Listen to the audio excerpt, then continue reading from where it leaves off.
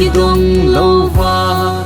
dammo na hin lun khum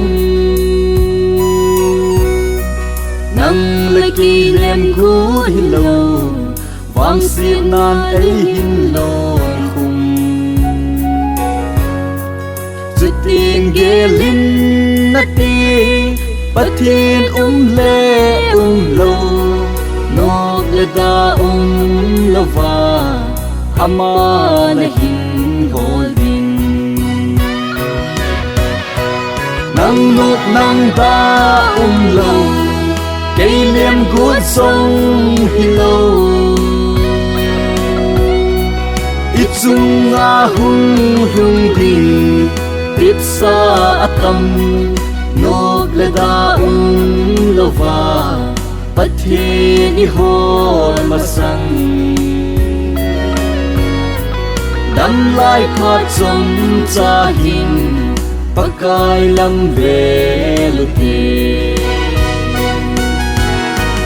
Adam zing ding ho zing ding hat zing ding in kikel hin Selai ni sa zing zong pathenin adin sa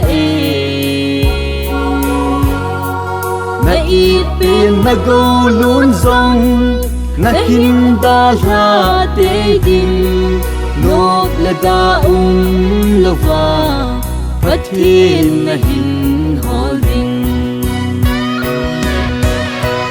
nang nok nang da lo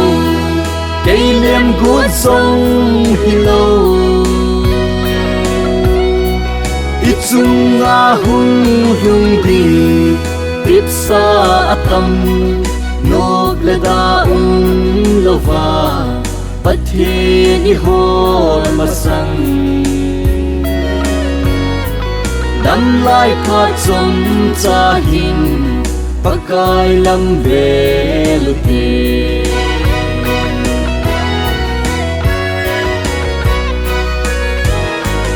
mi him khen tung nay hin sap leng bo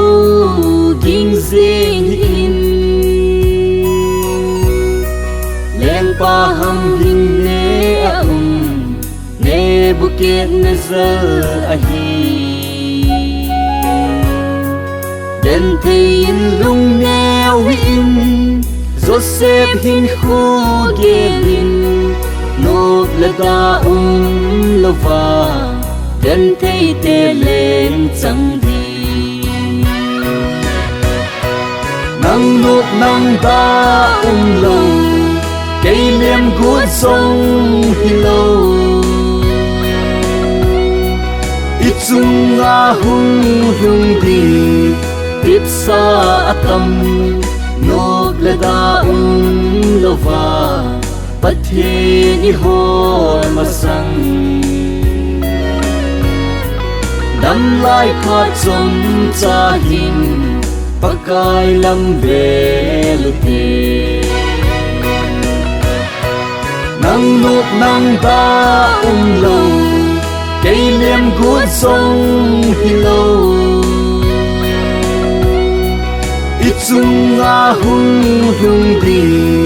tiếp xa tâm nốt lệ da lova bắt thiên đi hồn mà sang đâm lại phát trong cha hin pakai lam về lute đâm lại phát trong cha hin pakai lam về lute